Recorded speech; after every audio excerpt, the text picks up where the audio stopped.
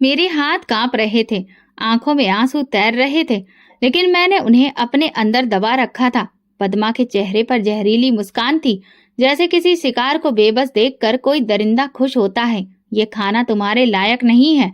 उसकी आवाज में जहर घुला हुआ था। अगले ही पल उसने मेरे हाथ से थाली झपट ली और फर्श पर पटक दी। रोटी, सब्जी और चावल जमीन पर बिखर गए। मेरा पेट सुबह से खाली था।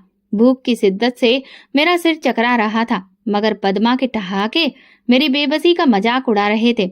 उठा लो, अगर इतनी ही भूख है तो जमीन से चुन चुनकर खा लो, उसने ताना मारते हुए कहा। मेरी आंखों में आंसू भर आए, मगर मैंने उन्हें गिरने नहीं दिया। मैं सीधा उसकी आंखों में देखने लगी और मजबूत आवाज में कहा, मेरी किस्मत मेरा भगवान लिख रहा है, तुम नहीं। ये मेरी जिंदगी का सबसे बड़ा सबक था जो मैंने इस लम्हे में सीखा। मेरी माँ की मौत को अभी 1 साल भी नहीं हुआ था। वो बीमार थी, बहुत ज्यादा बीमार, मगर घर में उसका हाल पूछने वाला कोई भी नहीं था। मेरे पिता बिजनेस के सिलसिले में अक्सर बाहर रहते और माँ दिन ब दिन कमजोर होती जा रही थी। फिर एक दिन वो हमें छोड़कर चली गई और मेरी दुनिया की हर रोशनी बुझ गई। माँ के जाने के बाद पिताजी ने दूसरी शादी कर ली। पद्मा बहुत हसीन थी और चालाक भी। शायद इसी वजह से पिताजी उसके जाल में फंस गए थे। शुरू के कुछ दिनों में ही मुझे अंदाजा हो गया था कि वो मुझसे नफरत करती है। तुम्हारी शक्ल भी नहीं देखनी है मुझे। अपनी माँ के साथ क्यों नहीं चली गई, वो अक्सर मुझसे कहती। पिताजी के सामने वो मीठे बोल बोलती, मगर जैसे ही पिताजी की नजरें हटती उसका लहजा बदल जाता। वो मेरी किताबें छीन लेती, यहाँ तक कि उसने मेरा स्कूल जाना भी बंद करवा दिया। अब मैं सिर्फ एक नौकरानी बन चुकी थी, जो सुबह से शाम तक घर के काम करती और फिर गालियां सुनती। तुमने ये सफाई सही से क्यों नहीं की? बर्तन ठीक से क्यों नहीं धोए? तुम बददिमाग, कामचोर और बेकार हो। पिताजी को शायद खबर भी नहीं थी कि उनकी बेटी नरक में जी रही थी, या फिर उन्हें खबर थी, लेकिन वे पद्मा के सामने कुछ भी कहने की हिम्मत नहीं रखते थे।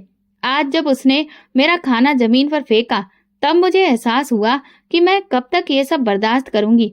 मैं भी इंसान हूँ, मुझे भी जीने का अधिकार है। उस दिन मैंने तय कर लिया कि अब मैं जुल्म के आगे झुकने वाली नहीं हूँ। पिताजी के दिल में मेरे लिए जो भी थोड़ा बहुत प्यार बचा था, वो भी पद्मा की जहरीली बातों में दब चुका था। जब भी मैं उनके पास खाने के लिए जाती, तो वे या तो टाल देते या फिर सख्ती से डांट कर मुझे चुप करवा देते। एक दिन पद्मा ने फिर मुझे अपमानित किया। तुमने आज भी बर्तन सही से नहीं धोए, तुम्हें ये बात समझ में क्यों नहीं आती? मैंने बेबस होकर पिताजी की तरफ देखा और बस इतना ही बोल पाई, पिताजी, मैं। लेकिन इससे पहले कि मैं अपनी बात पूरी कर पाती, वे बोले, मैं अब और कोई शिकायत नहीं सुनना चाहता। उनका लहजा सख्त था और मैं चुप हो गई। कुछ दिनों के बाद पद्मा ने एक और फैसला सुना दिया। ये स्कूल नहीं जाएगी, ये बड़ी हो गई है, इसे घर के काम सीखने चाहिए। लेकिन इसकी पढ़ाई? पिताजी हल्के से बोले, पर पद्मा ने फौरन उनके कंधे दबाने शुरू कर दिए। पढ़ाई करके क्या करेगी? आखिरकार शादी ही तो होनी है। वैसे भी मैं अकेले इतना काम नहीं कर सकती। पिताजी चुप हो गए और मेरी दुनिया और ज्यादा बर्बाद हो गई। अब मेरा दिन सुबह सुबह शुरू होता। पद्मा मुझे जगा देती और कहती, जल्दी करो, चाय बनाओ। पूरा दिन बर्तन धोना, कपड़े धोना, झाड़ू लगाना और बदले में सिर्फ ताने और तंज सुनना ही मेरी जिंदगी बन गई थी। खाने के वक्त भी मुझ पर कोई दया नहीं की जाती। कभी थोड़ी सी सब्जी दी जाती, तो कभी बची कुची बासी रोटी। अगर मैं ज्यादा खाने को मांगती तो पद्मा की आंखें टेढ़ी हो जाती। ज्यादा खाने की आदत मत डालो, भीख पर पल रही हो। पिताजी सब कुछ देखकर भी अनजान बने रहे। एक दिन पिताजी ने बताया कि उन्हें कारोबार के सिलसिले में शहर से बाहर जाना है। मैंने उनकी आंखों में देखा, शायद वे एक बार मेरे सिर पर हाथ रख दे, लेकिन उन्होंने सिर्फ इतना कहा, पद्मा का कहना मानना, बदतमीजी मत करना। मैंने धीरे से सिर हिला दिया। पिताजी के जाते ही अगले ही दिन पद्मा ने फैसला कर लिया, ये लड़की इस घर में नहीं रहेगी। मेरा दिल धक्क से रह गया, मगर मैं कहाँ जाऊंगी? मैंने आंसू भरी आंखों से पूछा, भाड़ में जा, बस यहाँ से निकल। मेरा गिड़गिड़ाना बिल्कुल बेकार हो गया। कुछ ही पलों में मेरे हाथ में एक छोटा सा थैला था, जिसमें मेरे कुछ कपड़े और माँ की तस्वीर थी। दरवाजा जोर से बंद हुआ और मैं बाहर खड़ी रह गई। रात की काली स्याही मेरे दिल की स्याही जैसी थी। अब मैं कहाँ जाऊं? मेरे कदम बेबसी में आगे बढ़ने लगे। सर्दी की रात थी और मैं गलियों में अकेली भटक रही थी। पैरों में चप्पल तक नहीं थी और सड़क की सख्त जमीन मेरे वजूद से ज्यादा मेरे दिल को जख्मी कर रही थी। घर के दरवाजे पर जो आखिरी ठोकर मिली थी वो मेरे अंदर कहीं गहरी लग चुकी थी। मैं कहाँ जाऊं, ये सवाल मेरे दिमाग में गूंज रहा था, मगर इसका कोई जवाब नहीं था। मैंने एक सुनसान गली में एक बेंच देखा और बस वहीं पर दुबक कर बैठ गई। आंखों से आंसू बह रहे थे और पेट में भूख की आग लगी थी। कुछ ही देर बाद 3 बदमाश लड़के उस गली में आ धमके। ओहो, ये कौन है? उनमें से एक ने सीटी बजाई। मेरी रीढ़ की हड्डी में सर्दी की एक लहर दौड़ गई।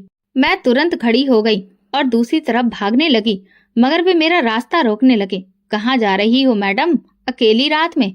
दूसरे ने मुस्कुराते हुए कहा। मुझे जाने दो, मैंने सख्त लहजे में कहा, मगर मेरा लहजा लड़खड़ा गया। बदन मेरी बेबसी जाहिर कर रहा था। उन्होंने आगे बढ़ने की कोशिश की और मेरा दिल तेजी से धड़कने लगा। मैं पीछे हटने की कोशिश कर रही थी, लेकिन अचानक, खबरदार, आगे बढ़े तो, एक भारी आवाज गूंजी और सब लड़के सिहर गए। मैंने देखा कि एक बुजुर्ग महिला हाथ में छड़ी लिए खड़ी थी। उनकी आंखों में गुस्सा और चेहरे पर घिन दिखाई दे रही थी। शर्म नहीं आती तुम लोगों को, एक बच्ची को तंग करते हुए? दफा हो जाओ यहाँ से। लड़के बड़बड़ाते हुए पलट गए। मेरे लहजे में दर्द झलक रहा था। वो समझ गई और बोली, चलो मेरे साथ चलो। मैं नहीं जानती थी कि ये फैसला सही था या नहीं, मगर मेरे पास अब और कोई रास्ता भी नहीं था। कांता आंटी मुझे अपने साथ ले गईं। उनका घर छोटा था, मगर जितना भी था मेरे लिए किसी स्वर्ग से कम नहीं था।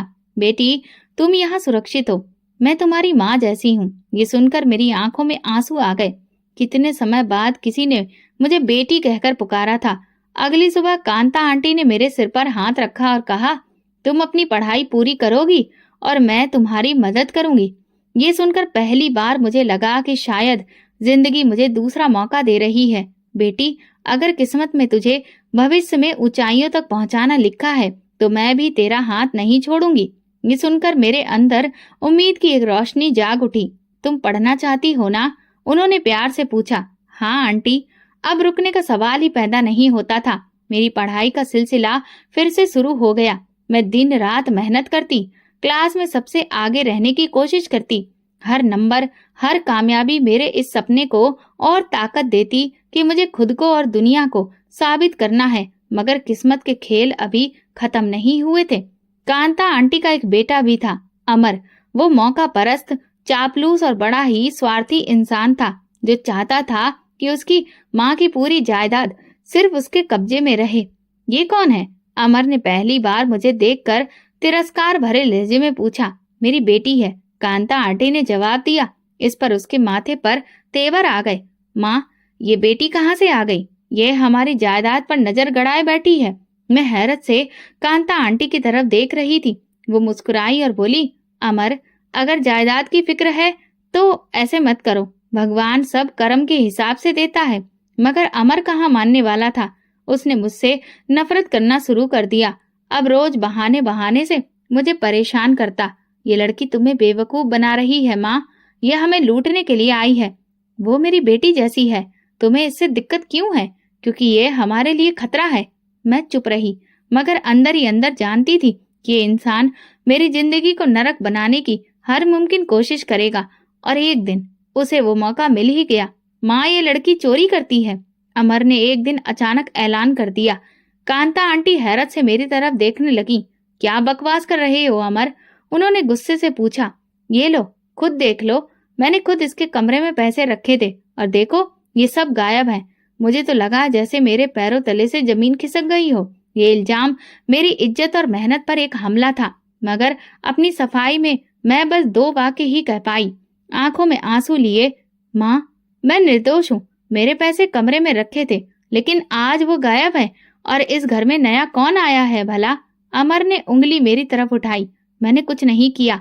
मेरी आवाज कांप रही थी, मगर मेरे शब्दों में सच्चाई थी। कांता आंटी ने गहरी सांस ली। अमर, तुम्हें यकीन है कि तुमने अच्छी तरह देखा? हाँ माँ, और अगर यकीन नहीं तो उसके कमरे की तलाशी ले लो। ये सुनकर मुझ पर जैसे बिजली गिर गई। अमर के चेहरे पर वही मुस्कुराहट थी जो मेरी सौतेली माँ के चेहरे पर होती थी जब वो मुझे घर से निकालती थी। कांता आंटी ने मेरी तरफ देखा उनकी नजरों में हल्का सा शक था जो मेरे दिल को छलनी कर गया। ठीक है, देख लेते हैं। उनकी आवाज में नरमी थी, मगर मैंने भी महसूस किया। अमर मुस्कुराता हुआ मेरे कमरे में गया और पलंग के नीचे से एक लिफाफा निकाला। ये देखिए, ये मेरे पैसे हैं। मुझे लगा जैसे किसी ने मेरे वजूद को जीते जी जला दिया हो। ये झूठ है, मैंने बुलंद आवाज में कहा। कांता आंटी ने लिफाफा उठाकर ध्यान से देखा, फिर उनके चेहरे के रंग बदलने लगे।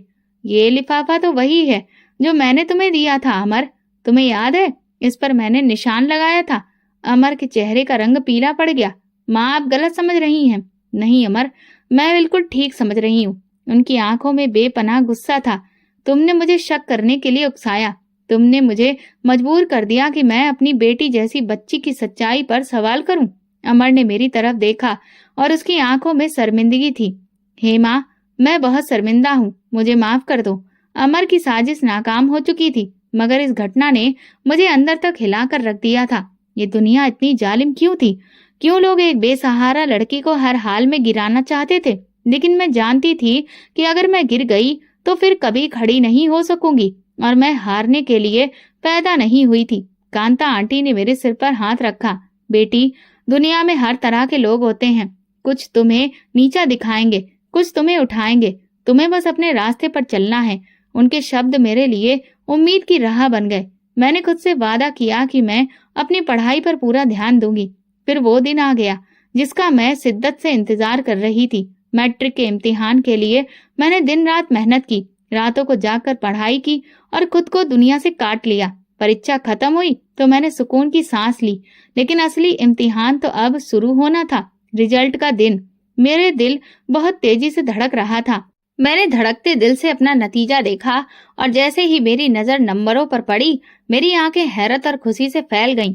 माँ, मैंने पूरे जिले में टॉप किया है। कांता आंटी ने मुझे सीने से लगा लिया। बहुत अच्छे बेटा, मुझे पता था कि मेरी बेटी सबसे आगे निकलेगी। मेरे लिए ये कामयाबी सिर्फ नंबरों की जीत नहीं थी, बल्कि उन तमाम लोगों के मुंह पर तमाचा था जिन्होंने कहा था कि मैं कुछ भी नहीं कर सकती, जो मुझे कुचलने के सपने देख रहे थे। उसी दिन कांता आंटी के एक पुराने जानने वाले सुरेंद्र साहब हमारे घर आए।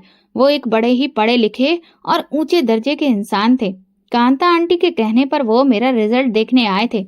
बेटा, तुम्हारी काबिलियत देखकर मुझे खुशी हुई। मैं तुम्हारे लिए स्कॉलरशिप का बंदोबस्त कर सकता हूँ। तुम्हें फिक्र करने की जरूरत नहीं, तुम्हारी पढ़ाई का खर्च मैं उठाऊंगा। ये सुनकर मैं हैरान और खुशी के मिले जुले एहसास में खो गई। क्या वाकई? मेरी आवाज कांप रही थी। हाँ, लेकिन शर्त यह है कि तुम अपनी मेहनत जारी रखोगी और कभी हिम्मत नहीं हारोगी। मैंने नम आंखों से सिर हिलाया। जिंदगी ने एक बार फिर साबित कर दिया कि जब सारे दरवाजे बंद हो जाते हैं, तब भी भगवान तुम्हारे लिए कोई ना कोई रास्ता जरूर खोल देता है। जिंदगी एक नई राह पर चल पड़ी थी। मेरी स्कॉलरशिप मंजूर हो गई और फिर मेरा एडमिशन एक बहुत ही अच्छे कॉलेज में हो गया। कॉलेज का पहला दिन था और मैं जोश से भरी होने के साथ साथ थोड़ी नर्वस भी थी। मैंने खुद को यकीन दिलाया कि अब सब कुछ ठीक हो चुका है, लेकिन किस्मत के अपने ही खेल होते हैं। अरे, ये क्या? मैं देख रहा हूँ कि हमारे जिले की टॉपर यहाँ इस कॉलेज में। ये आवाज सुनकर मेरा दिल एक पल के लिए थम गया। मैं पीछे मुड़ी और सामने रंजीत खड़ा था, मेरा सौतेला भाई, जो कभी मुझे मेरी औकात याद दिलाता था, जो पद्मा के कहने पर मुझसे नफरत करता था। यहाँ क्या कर रही हो? कोई गलती तो नहीं हो गई तुम्हारा एडमिशन में? वो जहर भरी मुस्कान के साथ बोला। मेरी उंगलियां मुट्ठी में बंद हो गईं, मगर मैंने खुद को शांत रखा। मैंने मेरिट पर दाखिला लिया है रंजीत, तुम्हारी तरह सिफारिश से नहीं आई।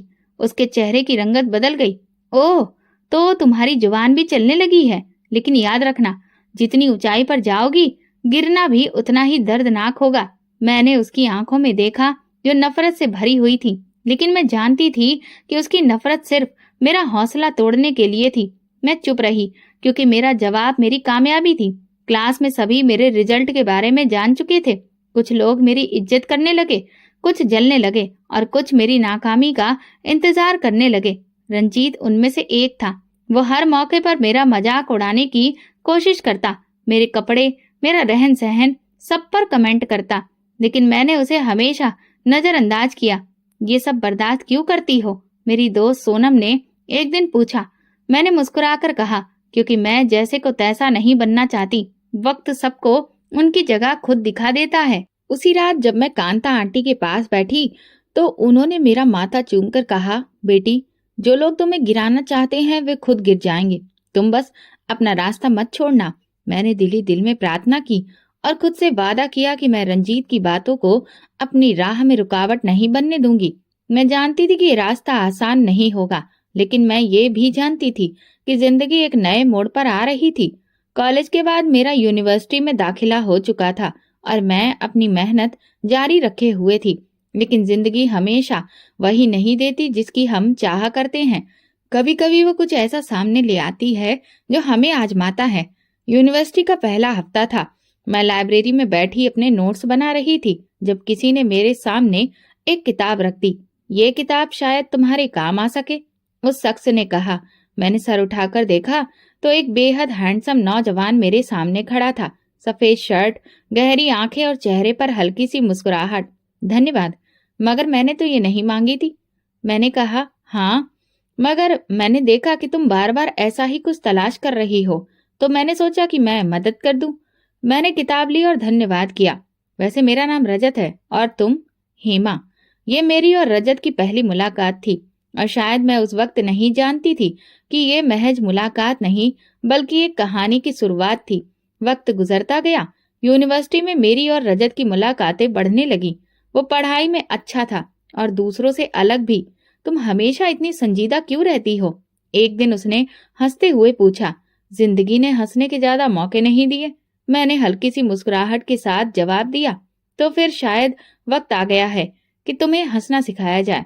रजत की बातों में सच्चाई और अपनापन था और शायद इसीलिए मैंने पहली बार किसी से खुलकर बात करना शुरू किया। लेकिन एक दिन सच्चाई ने मुझे धोखा दे दिया। तुम्हें पता है, रजत की मंगनी बचपन में ही तय हो चुकी है, सोनम ने अचानक कहा। मेरे हाथ में पकड़ी किताब जमीन पर गिर पड़ी। क्या? हाँ, उसकी मंगेतर माँ ही बहुत अमीर घराने से है, बस कुछ रस्में बाकी हैं। मेरे दिल को एक जोरदार झटका लगा। मैं नहीं जानती थी कि यह खबर मेरे लिए इतनी जरूरी क्यों थी, मगर शायद कहीं न कहीं मैं रजत को एक दोस्त से ज्यादा महसूस करने लगी थी। उसी रात मैं बहुत देर तक छत पर बैठी रही। मैंने खुद को समझाया कि रजत और मैं सिर्फ दोस्त हैं और बस कुछ नहीं। मेरी जिंदगी में पहले ही इतनी सारी मुश्किलें हैं, मैं इन चीजों में नहीं पड़ सकती। लेकिन दिल को समझाना इतना आसान नहीं होता। मैंने खुद से वादा किया कि चाहे कुछ भी हो, मैं अपनी इज्जत, अपनी मेहनत और अपने सपनों को किसी के लिए नहीं छोड़ूंगी। यूनिवर्सिटी की जिंदगी अपनी रफ्तार से आगे बढ़ रही थी, मगर मैं जानती थी कि ये सुकून ज्यादा देर तक कायम नहीं रहने वाला। रजत की मंगेतर माही की मौजूदगी मेरे लिए खतरे की घंटी बजा रही थी। माही एक अमीर बाप की रईस बेटी थी जो खूबसूरती और गुरूर का चलता फिरता पुतला थी। उसके नजदीक दुनिया में दौलत ही सब कुछ थी और जो चीज वो चाहती थी उसे किसी भी कीमत पर हासिल कर लेती थी। शुरुआत में मुझे अंदाजा नहीं था कि माँ ही मेरे वजूद को अपने लिए खतरा समझ रही है, मगर जल्दी ही उसका रवैया बदलने लगा। पहले वो मुझे नजरअंदाज करती रही, फिर तंज कसने लगी। रजत को तुम्हारी दोस्ती की जरूरत नहीं है, वो तुम पर सिर्फ तरस खा रहा है, उसने कहा। मैंने उसकी बात को नजरअंदाज किया, लेकिन अंदर कहीं ना कहीं एक बेचैनी थी।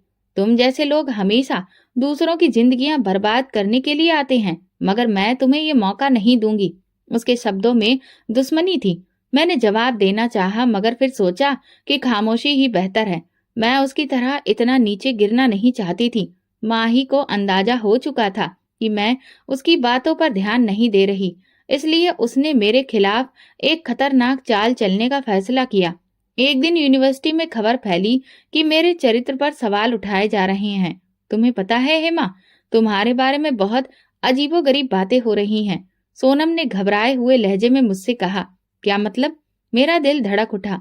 कोई कह रहा है कि तुम रजत को फंसाने की कोशिश कर रही हो और तुम्हारा किसी और के साथ भी चक्कर है। मुझे ऐसा लगा जैसे किसी ने मेरे पैरों तले से जमीन खींच ली हो। ये सब झूठ है, मैंने कड़े स्वर में कहा। यही तो मुश्किल है हेमा, झूठ को अगर बार बार दोहराया जाए तो लोग उसे सच मानने लगते हैं। यूनिवर्सिटी में मेरे बारे में तरह तरह की बातें फैलने लगी थी। लोग मुझे अजीब नजरों से देखने लगे थे, कानाफूसी होने लगी थी कुछ लड़कियां मुझसे कतराने लगीं और कुछ खुलकर मेरे खिलाफ हो गईं। पता नहीं ऐसी लड़कियां यहाँ कैसे आ जाती हैं। कितनी शरीफ बनती थी, और अब देखो, मैंने चुप्पी साध ली। मगर ये सब मेरे लिए आसान नहीं था।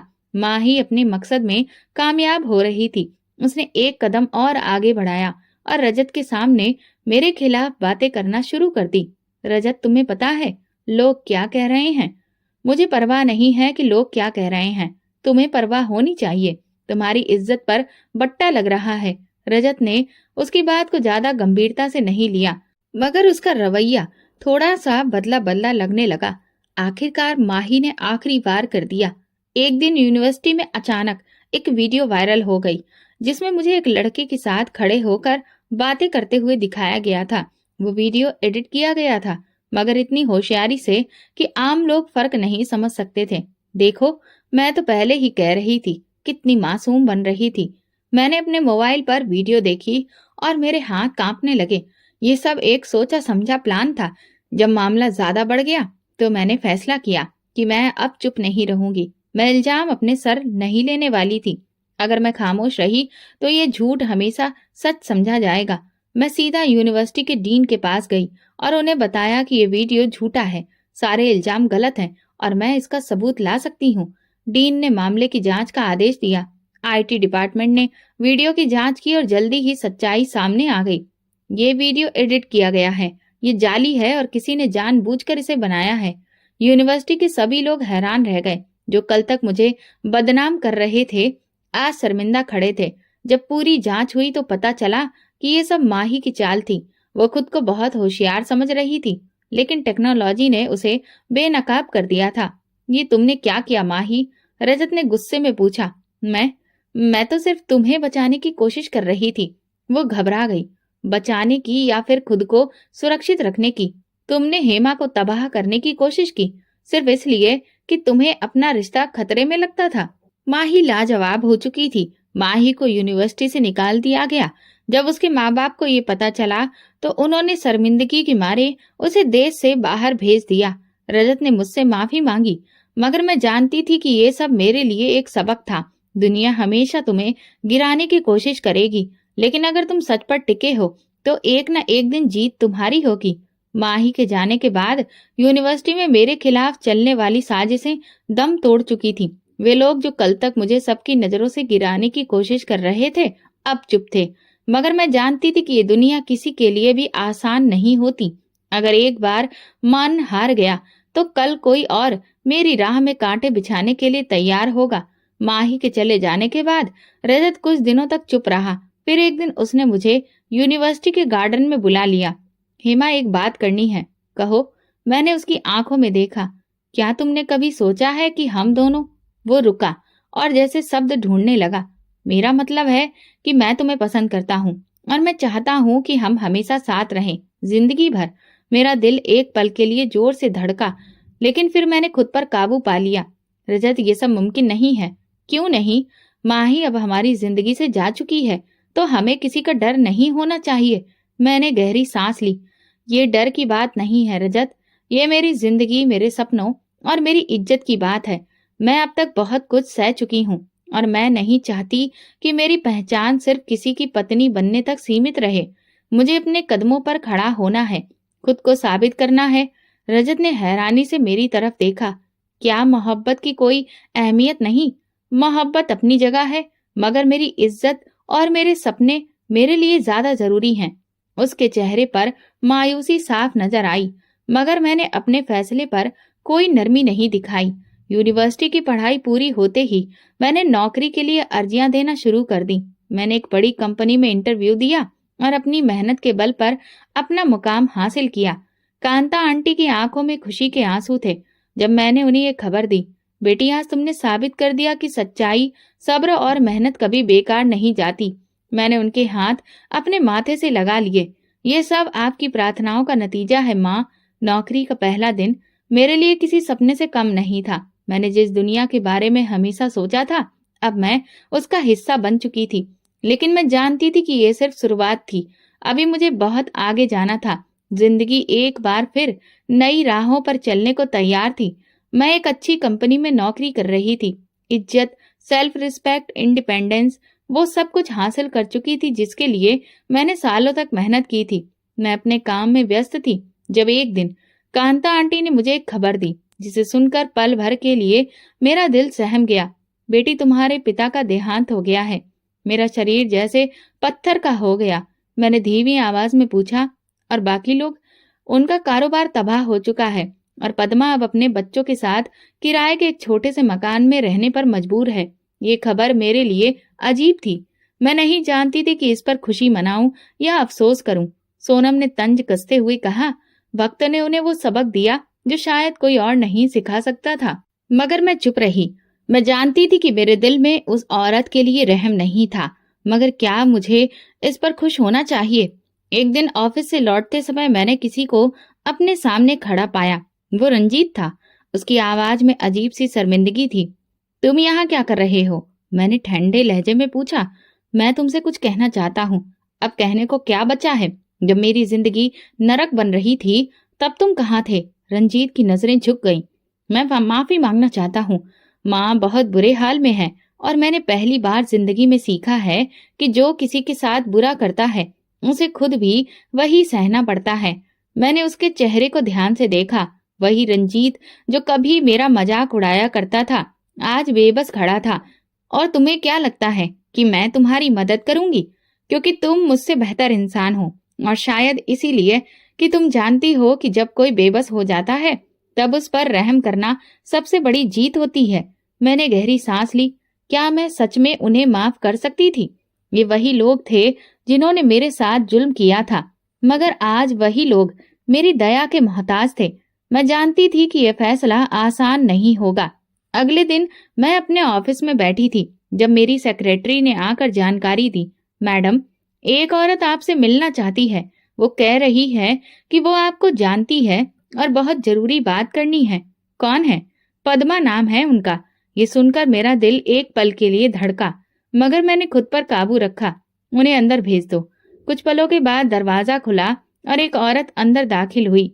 वही पद्मा थी, मगर वो मगरूर और जहर उगलती हुई औरत अब कहीं खो चुकी थी। उसके चेहरे पर गरीबी और परेशानी की लकीरें साफ दिख रही थी। कीमती कपड़ों की जगह उसने एक सादा सा जोड़ा पहन रखा था। उसकी आंखों में वो चमक नहीं थी जो कभी मेरे जख्मों पर नमक डालती थी। बेटी, उसकी आवाज कांप गई। मुझे यकीन नहीं हुआ कि वही औरत थी जो कभी मुझे अपने कदमों की धूल समझती थी। यहाँ क्यों आई हो? मैंने सपाट लहजे में पूछा। मेरी गलतियों को माफ कर दो हेमा। मैं जानती हूँ कि मैंने तुम्हारे साथ बहुत बुरा किया, लेकिन अब मैं बेबस हूँ। हमारे पास कुछ नहीं बचा। रंजीत भी नौकरी की तलाश में मारा मारा फिर रहा है और हम एक वक्त की रोटी के लिए मोहताज हो चुके हैं। मैं चुपचाप उसे देखती रही। मैंने तुम्हें बहुत सताया है, तुम्हें घर से निकाला, तुम्हारी जिंदगी मुश्किल बना दी, लेकिन शायद भगवान ने मुझे मेरे किए की सजा दी है। मैंने ठंडी सांस ली। अब तुम्हें क्या चाहिए? बस एक छोटी सी नौकरी, ताकि मैं अपने बच्चों को पाल सकूं। ये वही औरत थी जो कभी कहती थी कि मैं किसी काबिल ही नहीं हूँ, और आज वही औरत मुझसे खुद रोजी रोटी की मांग कर रही थी। मैं कुर्सी से उठकर खिड़की से बाहर देखने लगी। यही वक्त था जब मुझे फैसला करना था कि मैं अपनी सौतेली माँ जैसी बनना चाहती हूँ या उससे बेहतर। मैंने पलटकर पद्मा की आंखों में देखा और कहा, अगर मैं तुम्हें नौकरी दूं तो एक शर्त होगी। कौन सी शर्त? पद्मा ने ठंडे लहजे में पूछा। मैंने कहा, तुम्हें सबके सामने अपनी गलतियों को कबूल करना होगा। पद्मा के चेहरे पर हवाइयां उड़ने लगीं। ये मेरा इंतकाम नहीं था, बल्कि उसका आखिरी इम्तिहान था। अब देखना था कि वो इस इम्तिहान में कामयाब होती है या नहीं। पद्मा की आंखों में अविश्वास था। वो कभी मेरी तरफ देखती तो कभी नजरें झुकाकर जमीन को घूरने लगती। सबके सामने उसने धीरे से कहा, जैसे वो खुद को यकीन दिला रही हो, यही शर्त है? हाँ, सबके सामने। मेरा लहजा सख्त था, मगर जज्बात पूरे थे। ये मेरी शर्त नहीं थी, बल्कि इंसाफ था। अगर मैंने अपनी जिंदगी में कदम कदम पर अपनी सच्चाई साबित की थी, तो अब उसे भी अपनी गलतियों को अपनाना होगा। पद्मा ने एक लम्हे के लिए गहरी सांस ली। वो जानती थी कि उसके पास अब और कोई रास्ता नहीं था। ठीक है, मैं सबके सामने अपनी गलतियां मानूंगी। अच्छा फैसला है, मैंने पलटकर जवाब दिया और अपनी सेक्रेटरी को बुलाकर कहा, ऑफिस के जितने भी कर्मचारी हैं सबको मीटिंग रूम में बुलाया जाए। पद्मा ने मुझे अविश्वास से देखा। शायद वो सोच रही थी कि मैं इतनी जल्दी ये सब नहीं करूंगी, मगर मैं फैसला कर चुकी थी।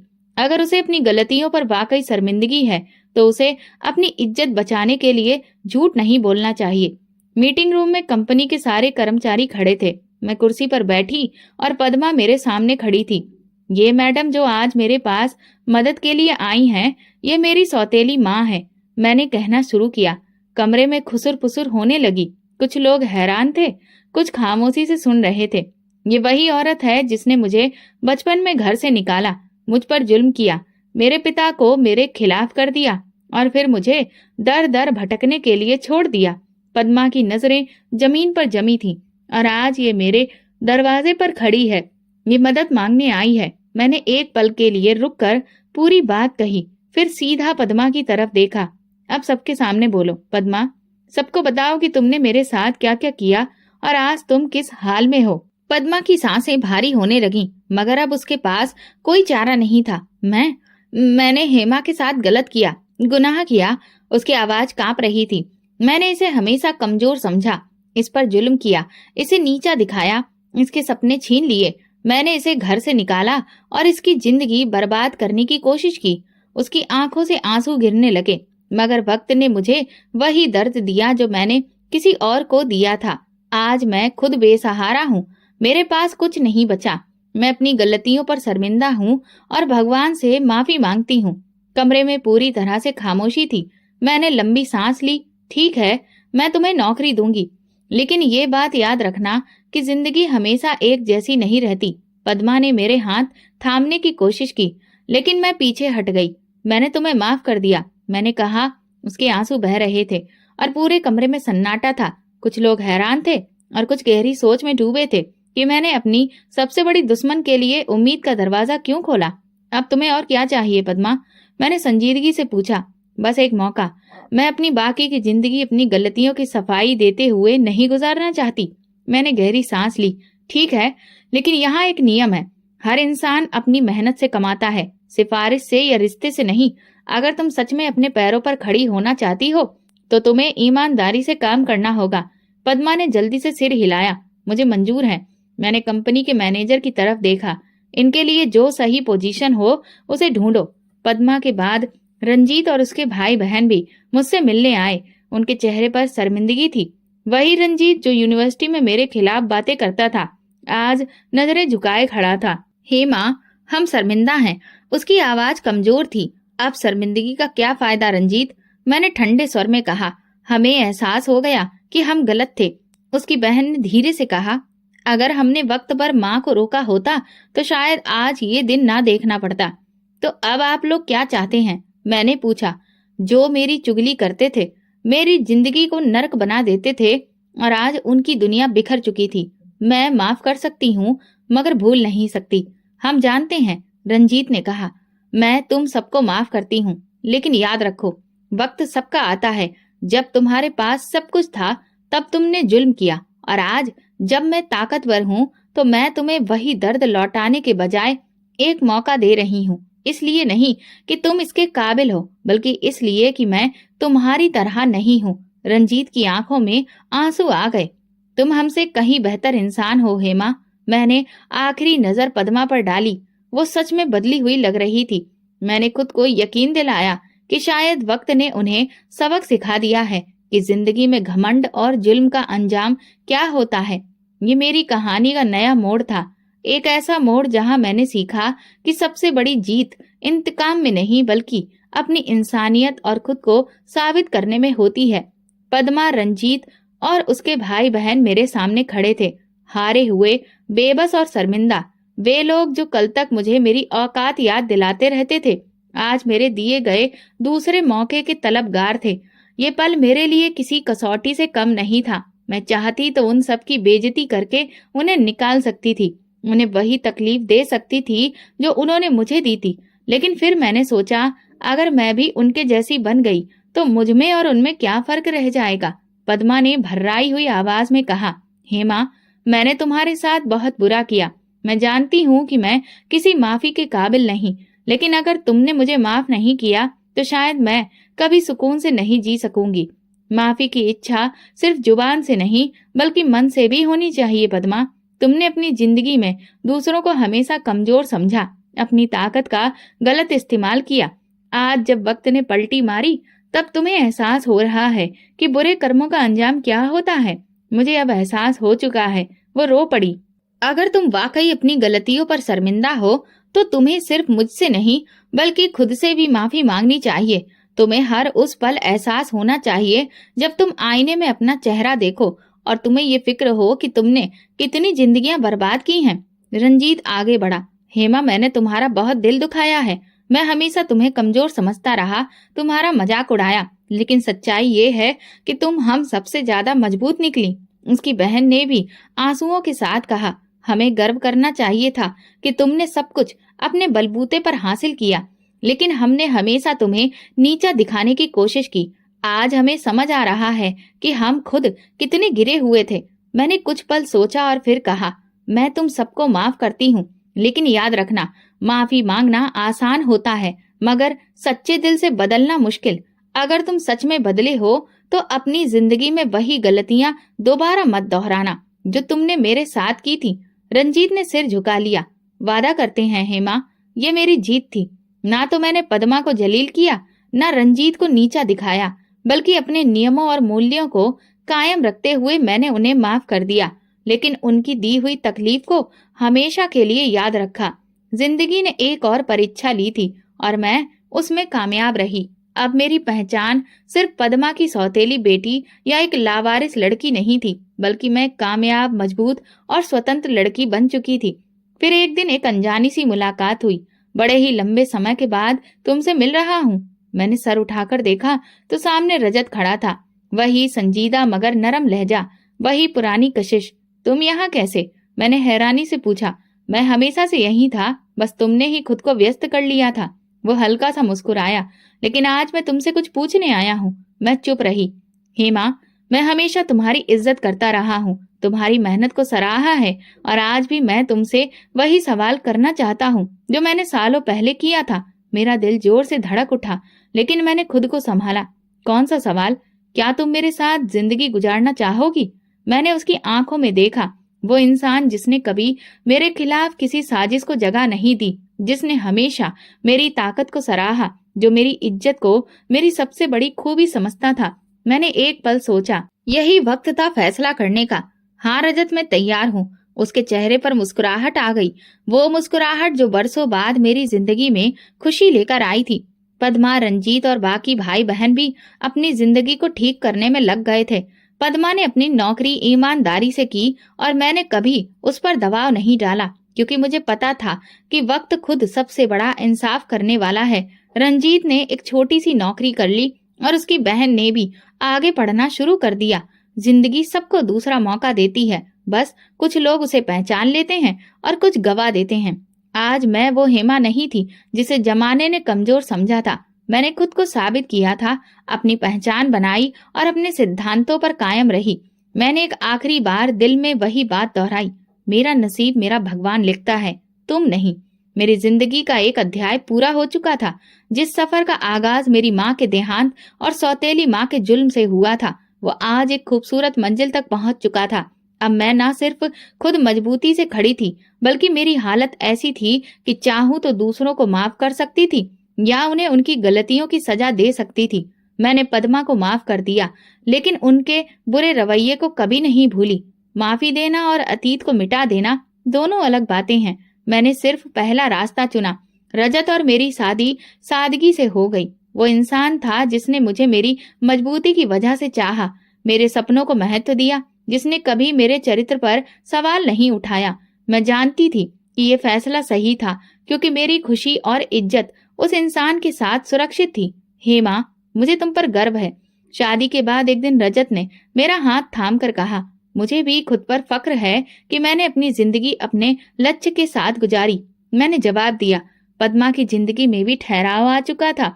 वो पहले जैसी घमंडी और सख्त दिल औरत नहीं रही। नौकरी ने उसे सिखा दिया था कि मेहनत करने वाले ही जिंदगी में आगे बढ़ते हैं और दूसरों का हक छीनने वाले एक दिन खुद बेबस हो जाते हैं। मैं जानती थी कि ये कहानी सिर्फ मेरी नहीं थी, दुनिया में न जाने कितनी ही ऐसी लड़कियां हैं जो अपनी सौतेली माँ के जुल्म का शिकार हो रही हैं, जिन्हें पढ़ने से महरूम किया जाता है, जिनके सपनों को तोड़ा जाता है। लेकिन मैं नहीं चाहती थी कि कोई और लड़की ऐसी तकलीफ सहे। इसीलिए मैंने ऐसा कदम उठाया जो मेरी जिंदगी का सबसे बड़ा मकसद बन गया। मैंने उन लोगों को सहारा दिया जो सौतेले रिश्तों, जुल्म, गरीबी या फिर किसी और मजबूरी के कारण अपने सपनों से अलग हो गए थे। मैंने एक संस्था खोली, एक ऐसा स्थान जहां वे बच्चे थे जिन्हें दुनिया ने ठुकरा दिया था, जिनके सपनों को रौंदा गया था। ये सब मैंने अपनी स्पीच में कहा। वहां पद्मा भी मौजूद थी। वो मेरी तरफ देख रही थी। उसकी आंखों में कृतज्ञता और भरोसा था। हेमा, तुमने वो कर दिखाया जो कोई सपने में भी नहीं सोच सकता था। पद्मा मेरे पास आकर बोली। मैंने हल्की मुस्कान के साथ उसकी ओर देखा और कहा, ये मेरा फैसला था और भगवान ने इसमें मेरा साथ दिया। ये कहानी सिर्फ मेरी कामयाबी की नहीं थी, बल्कि हर उस जुल्म को मिटाने के लिए थी जहां दुनिया ताकतवर लोगों को पसंद करती है, लेकिन असली ताकत वही होती है जहां इंसान हक और सच्चाई पर कायम रहे और अपना रास्ता खुद बनाए। मेरा नसीब मेरा भगवान ही लिखता है और कोई नहीं। दोस्तों, अगर आपको हमारी कहानी पसंद आई हो तो कमेंट करके जरूर बताइए। वीडियो को लाइक करें और ज्यादा से ज्यादा शेयर करें। अगर आप चैनल पर नए हैं तो सब्सक्राइब जरूर करें और नोटिफिकेशन बेल को दबाएं ताकि अगली अपडेट सबसे पहले आपको मिले। धन्यवाद।